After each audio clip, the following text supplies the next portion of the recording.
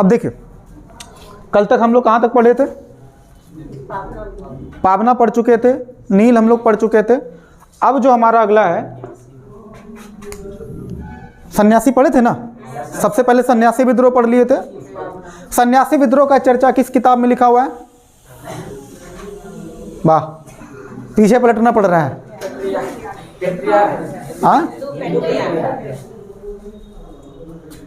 आनंद मठ, मतलब हम ही पढ़ाएं और हम ही को याद रखना पड़ेगा। चलिए, और दक्कन का विद्रोह के बारे में किसमें चर्चा था? दक्कन के दंगे नहीं पढ़ा है? ये तो पढ़ा ही रहे हैं। अच्छा, वो वाला क्या बोलते हैं, पावना वाला, क्या बताइए?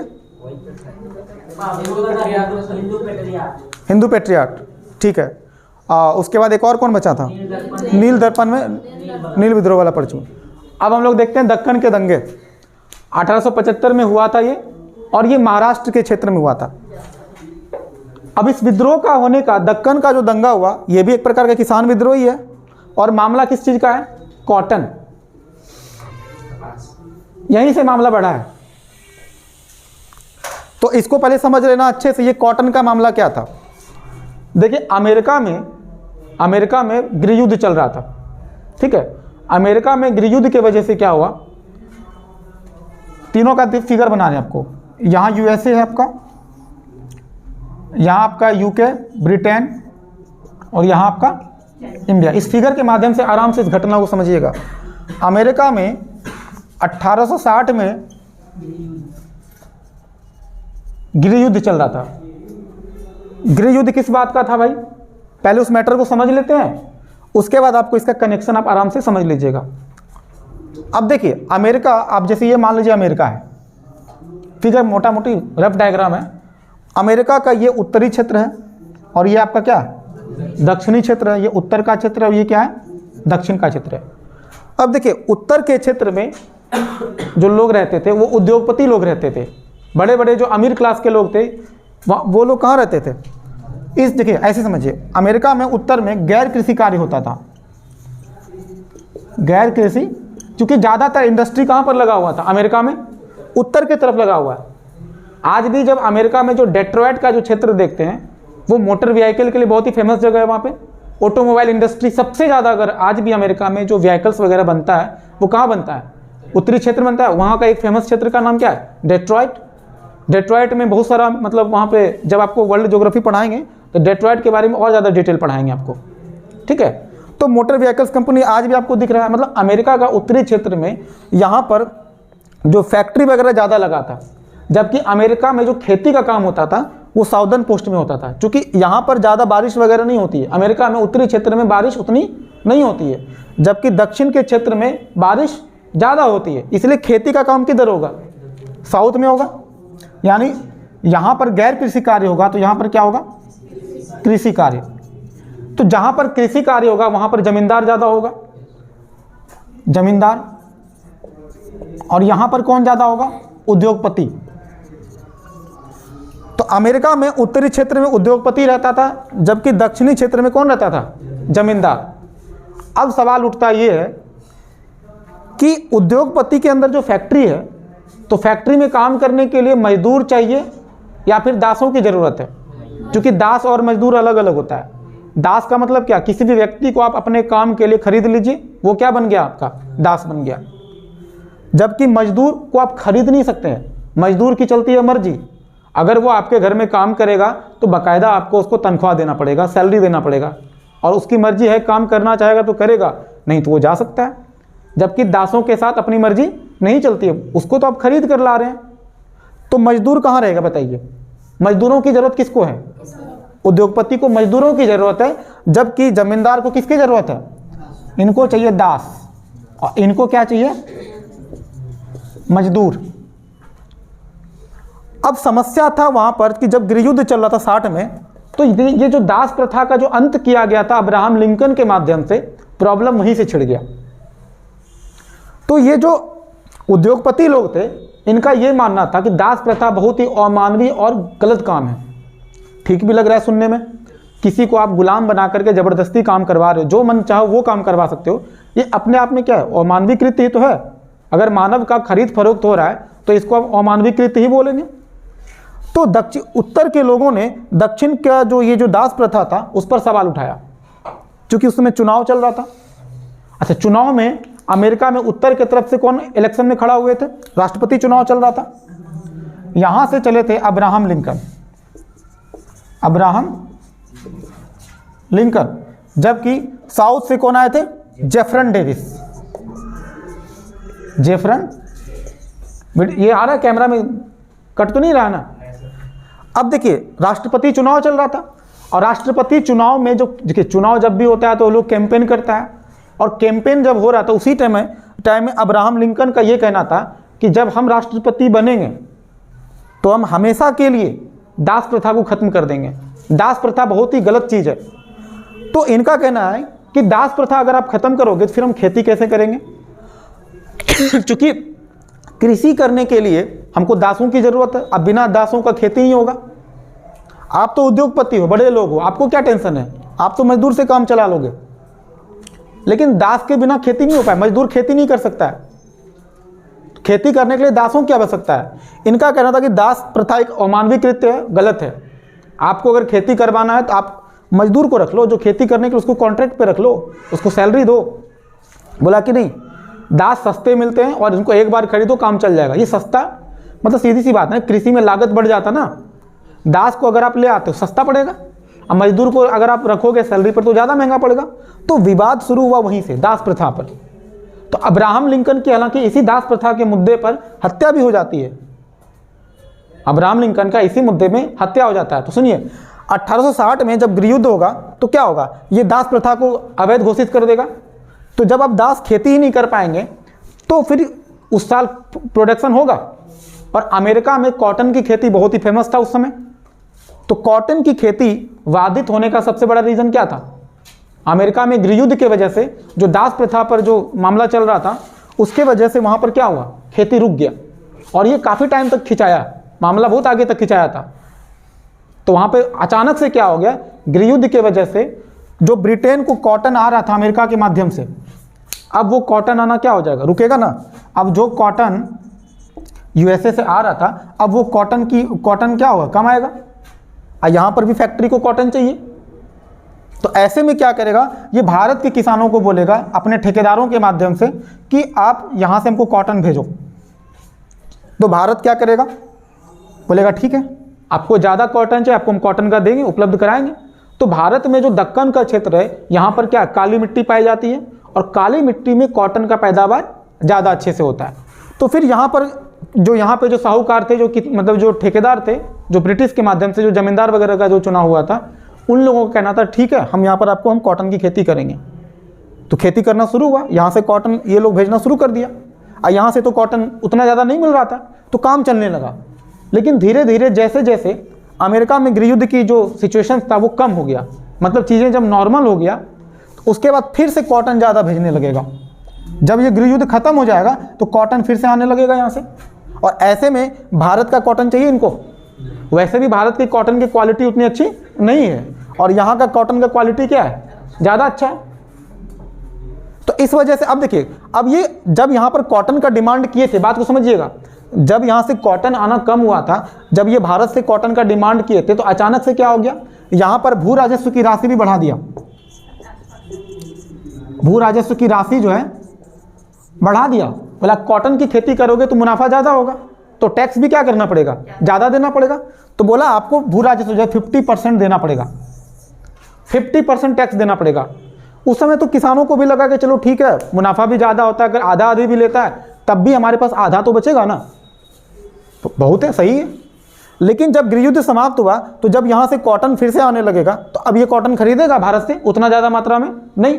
अब यहाँ पर क्या हुआ कि भारत में कॉटन ज़्यादा हो गया, लेकिन खरीदने वाला कोई तैयार था ही नहीं। बोलता था औने पौने दाम में दे दो। तो अब यहाँ के किसान तो नाराज होंगे, क्योंकि जब कॉटन की खेती होती है बहुत पैसा खर्चा होता है उसमें, साहूकार से कर्ज लेकर के खेती कर रहा था। अब टैक्स की राशि जो आप बढ़ाए थे, जब आप नहीं खरीदना था तो टैक्स की राशि कम करनी थी ना, तो टैक्स की राशि कम नहीं किया, कॉटन आपसे कम खरीदेंगे। लेकिन टैक्स की राशि कम नहीं करेंगे। टैक्स का राशि 50% था पहले भी और बाद में भी 50% ही रहा। तो ऐसे में किसानों पर बोझ बढ़ा। एक तो प्रोडक्शन ज़्यादा कर लिए, कर्ज वर्ज लेकर के जैसे तैसे करके कॉटन का उत्पादन किए, खरीदने के लिए भी कोई तैयार नहीं है। हाल वही हुआ जैसे कि टमाटर की खेती और प्याज की खेती में होता है कि किसानों को प्याज की खेती करने के लिए लागत अच्छा खासा लग जाता है। प्याज का बीज खरीदे कितना महंगा आता है, फिर उसका खेती में पानी की भी मात्रा ज़्यादा चाहिए होता है। और जब कोई प्याज खरीदने के लिए तैयार नहीं होगा तो ऐसे में किसान गुस्से में क्या करेगा, वहीं पर प्याज मंडी में जा करके जब नहीं खरीदेगा, औने पौने दाम में लेगा तो ट्रैक्टर से फेंक देता है रोड पर। टमाटर का हाल भी वही होता है, प्याज का भी हाल वही होता है। तो टैक्स की राशि, ये वर्तमान संदर्भ में आपको इसको जोड़ के बता रहे हैं। तो जब टैक्स की राशि कम नहीं करेगा तो ऐसे में किसान क्या होंगे, नाराज होंगे ना।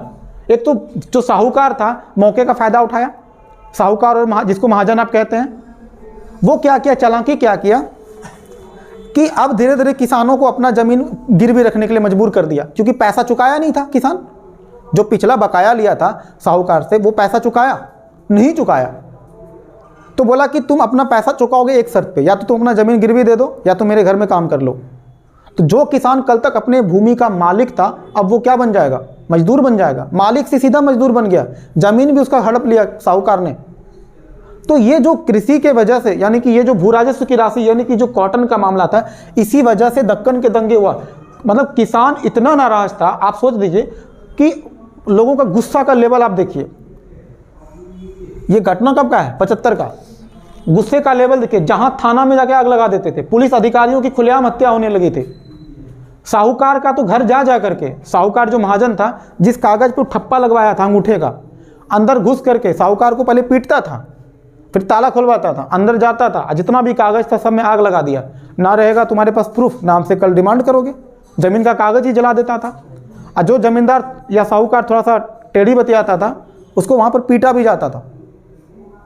देखिए ना, किसान जो है जमींदार और महाजन का सामाजिक बहिष्कार कर दिया, सामाजिक रूप से बहिष्कार कर दिया। और क्या, किसान महाजनों के दुकान से भी खरीदारी नहीं करेगा, बोलेगा आपके दुकान का हमको सामान ही नहीं खरीदना है, आपका दुकान भी ठप हो जाएगा वैसे में। तो किसान महाजनों के दुकान की खरीदारी और उनके खेतों में काम करने से मना कर दिए।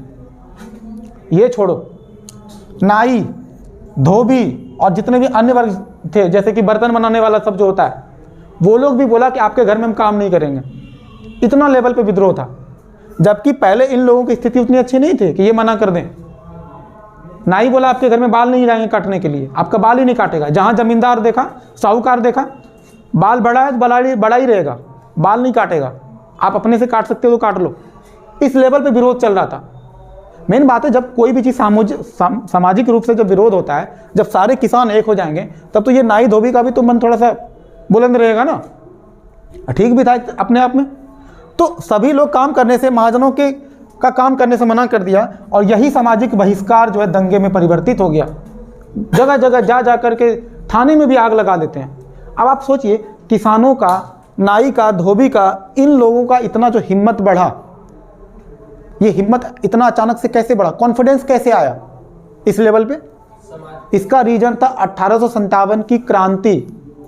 बात को समझ, आपको बताए थे कि 1857 का रिजल्ट बेशक नहीं उतना अच्छा रहा, लेकिन 57 के वजह से लोगों के अंदर कॉन्फिडेंट जरूर आ गया कि मिलजुल कर अगर विरोध करेंगे तो किसी को भी हम घुटने टेकने पे मजबूर हम कर सकते हैं। और यही चीज, इसी वजह से इन लोगों का कॉन्फिडेंस ज़्यादा दिखता है। तो जब भी आप पढ़िए ना पीछे वाला टॉपिक को, उसको एनालिसिस करके पढ़िए कि 57 का विद्रोह आपको यूं ही फोकट में नहीं पढ़ाए थे। वो आगे जितना भी आप विद्रोह देखेंगे ना 57 के बाद, उसमें सब में 57 के विद्रोह का परिणाम दिखेगा आपको कि कैसे धीरे धीरे लोगों को एकजुट होने में मदद किया। समझ में आया? तो यही बात को थोड़ा सा छापिए आराम से। कहानी सुनने में तो बड़ा मजा आ रहा था। ये वाला बात तो बता ही दिए ना। एक मिनट रुक जाइए, थोड़ा सा हेडिंग डालिए, दक्कन के दंगे।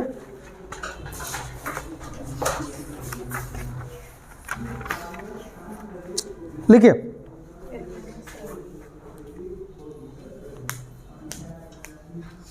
बॉम्बे क्षेत्र में, हाँ मतलब प्रॉपर उस समय जो खेती होता था बॉम्बे में होता था, लेकिन बॉम्बे को आप अभी के तौर पे महाराष्ट्र कह सकते हैं, चलेगा। बॉम्बे क्षेत्र में किसानों की अल्पकालीन समृद्धि के पश्चात, देखिए अल्पकालीन समृद्धि का मतलब क्या, जिस समय किसानों को ऑर्डर दिया खेती करने के लिए उस समय तो समृद्धि हुआ था, लेकिन कुछ देर के लिए हुआ, ज़्यादा दिनों के लिए उनको मुनाफा नहीं मिला, बाद में तो घाटा। जब तक अमेरिका में अशांति का माहौल रहेगा भारत को, किसानों को फायदा हुआ, जैसे गृह युद्ध समाप्त होगा तो किसानों को घाटा होना शुरू हो जाएगा। देखिए बॉम्बे क्षेत्र में किसानों की अल्पकालीन समृद्धि के पश्चात अत्यधिक दरिद्रता के कारण, हाँ अल्पकालीन समृद्धि के पश्चात, अल्पकालीन समृद्धि के पश्चात अत्यधिक दरिद्रता के कारण, छूट गया क्या मिथुन जी? हाँ, अत्यधिक दरिद्रता के कारण किसानों में असंतोष पैदा हुआ। क्या जी? पश्चात अत्यधिक दरिद्रता के कारण, हाथ चला के थोड़ा तेजी से लिखिए, किसानों में, उनका छूट गया, रुकिए। बॉम्बे क्षेत्र में किसानों की अल्पकालीन समृद्धि के पश्चात अत्यधिक दरिद्रता के कारण किसानों में असंतोष पैदा हुआ, किसानों में असंतोष पैदा हुआ और उन्होंने विद्रोह किया, उन्होंने विद्रोह किया, जिसे दक्कन के दंगे कहा गया, जिसे दक्कन के दंगे कहा गया। अब देखिए दक्कन के दंगे के बारे में लिखने के लिए अगर दे देगा तो शुरुआत आपको ऐसे ही करना होगा दक्कन के दंगे के बारे में, पहले 2 लाइन में समझा देना है, उसके बाद डिस्क्रिप्शन बताना है। वस्तुतः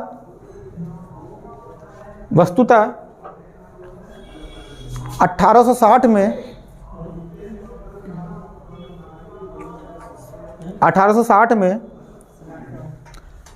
दास प्रथा के मुद्दे पर अमेरिकी गृह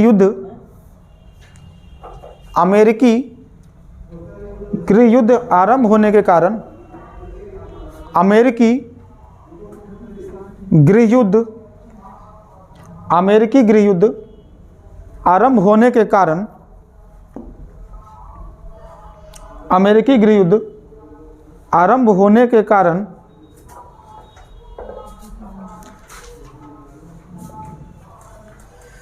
अमेरिकी कपास का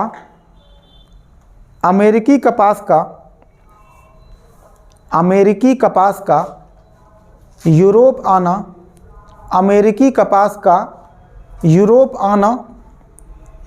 आना बाधित हो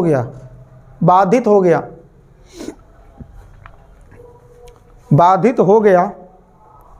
अतः इंग्लैंड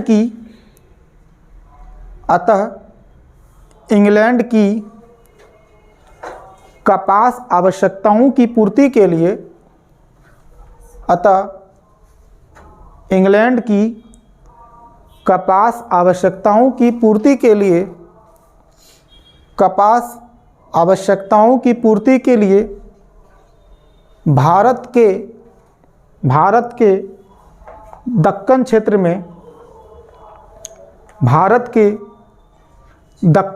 में कपास उत्पादन पर बल दिया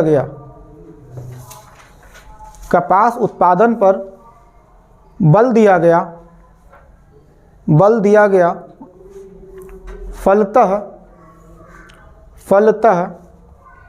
मांग बढ़ने से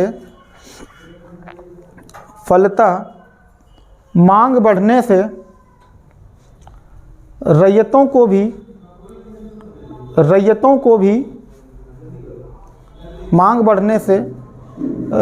को भी कुछ लाभ मिला।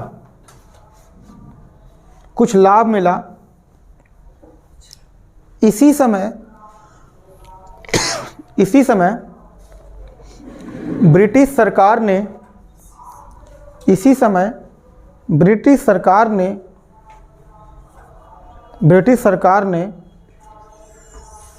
भू राजस्व की राशि में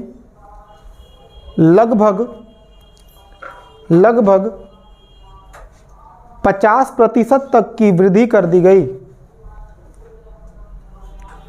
लगभग 50% तक की वृद्धि कर दी गई,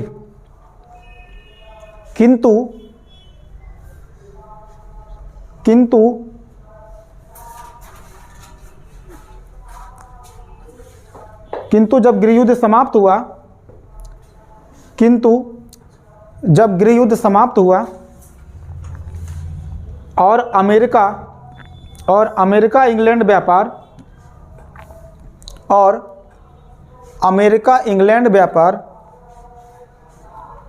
सुचारू रूप से, अच्छा स्पीड ज़्यादा हो गया, अच्छा, और अमेरिका इंग्लैंड व्यापार गृह युद्ध समाप्त हुआ और अमेरिका इंग्लैंड व्यापार सुचारू रूप से पुनः चलने लगा, तो दक्कन कपास की मांग में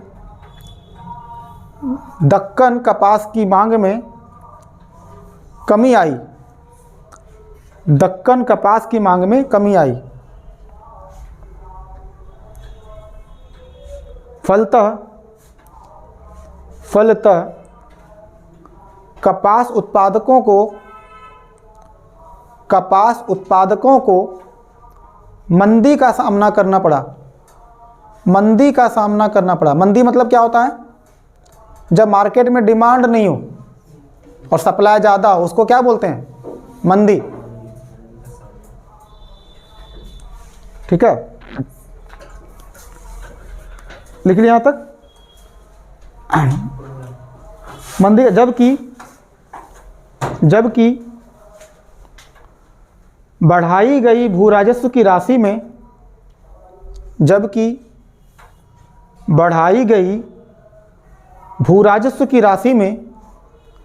बढ़ाई गई भू राजस्व की राशि में सरकार ने कोई कमी नहीं की। सरकार ने कोई कमी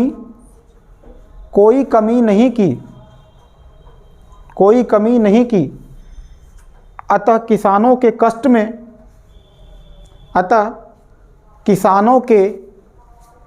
में वृद्धि हुई, और उन्होंने विद्रोह किया।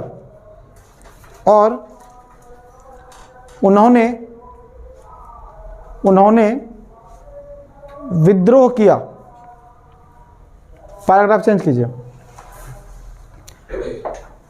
किसानों ने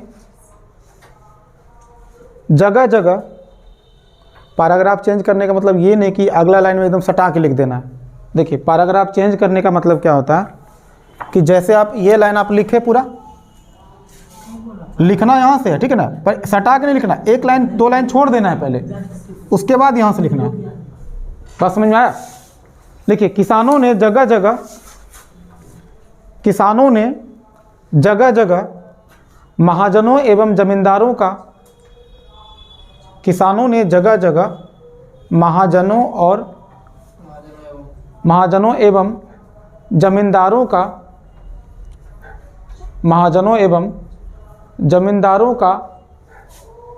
का सामाजिक बहिष्कार किया,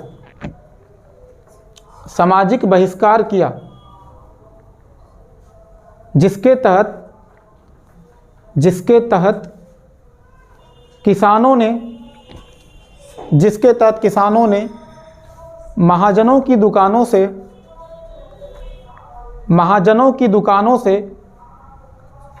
खरीदारी करने,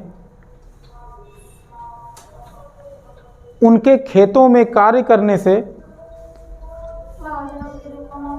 महाजनों की दुकानों से खरीदारी करने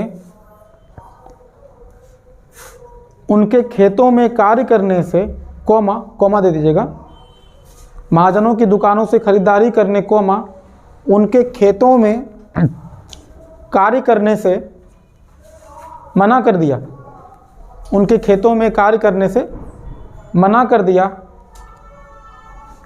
दिया, साथ ही नाई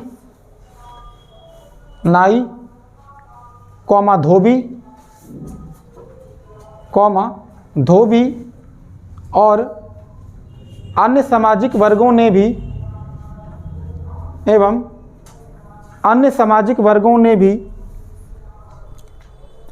महाजनों का कार्य करने से मना कर दिया, महाजनों का कार्य करने से मना कर दिया।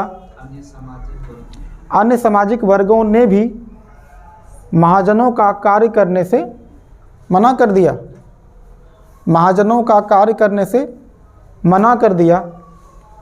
पूर्ण विराम। यह सामाजिक बहिष्कार शीघ्र ही कृषि दंगे में परिवर्तित हो गया।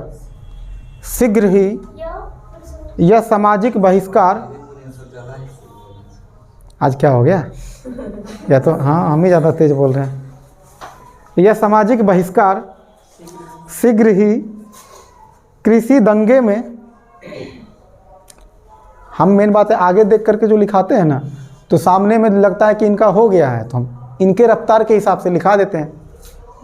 चलो ठीक है, आप लोग धीरे धीरे लिखा कीजिए, ठीक है। यह सामाजिक बहिष्कार शीघ्र ही कृषि दंगे में परिवर्तित हो गया, शीघ्र ही कृषि दंगे में परिवर्तित हो गया, ठीक है।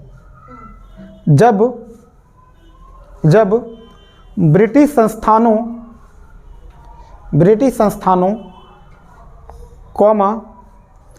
महाजनों के घरों पर हमले किए गए,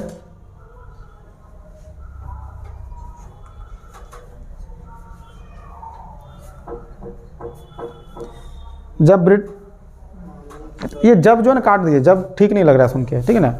ब्रिटिश संस्थानों महाजनों के घरों पर हमले किए गए,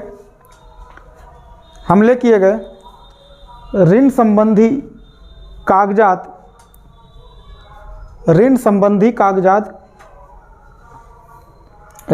कागजात लूट कर जला दिए गए,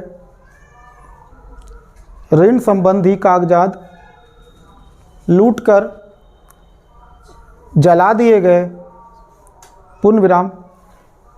अंततः सरकार ने, पूर्ण विराम, अंततः सरकार ने कठोर दमन चक्र चलाकर, कठोर दमन चक्र मतलब क्या, कड़ी कार्रवाई किया होगा, है ना। सरकार ने कठोर दमन चक्र चलाकर,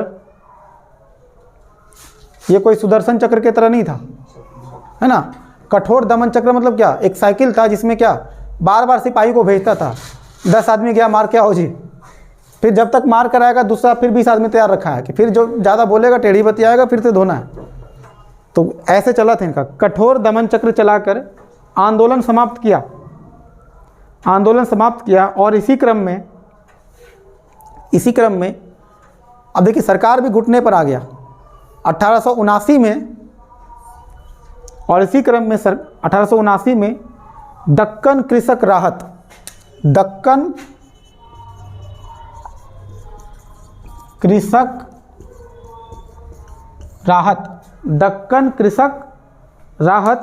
अधिनियम पारित किया।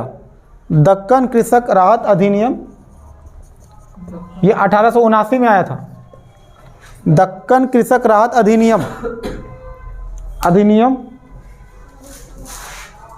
अच्छा ये, और इसी क्रम 1879 में बोले थे ना, हाँ तो हो ही गया। तो 1879 में दक्कन कृषक राहत अधिनियम पारित किया गया, जिसके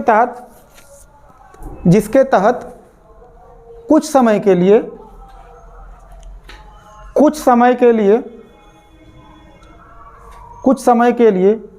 लगान संबंधी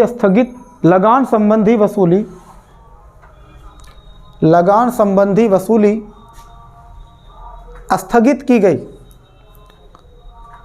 स्थगित की गई। लगान संबंधी वसूली स्थगित, मतलब कुछ समय के लिए लगान लेना सरकार बंद कर दिया। ठीक है, तो ये हमारा दक्कन के दंगे वाला हमारा टॉपिक फिनिश हो गया। अब हम लोग देखते हैं चंपारण वाला, चंपारण का मामला। तो वीडियो को पहले पॉज कर लीजिए।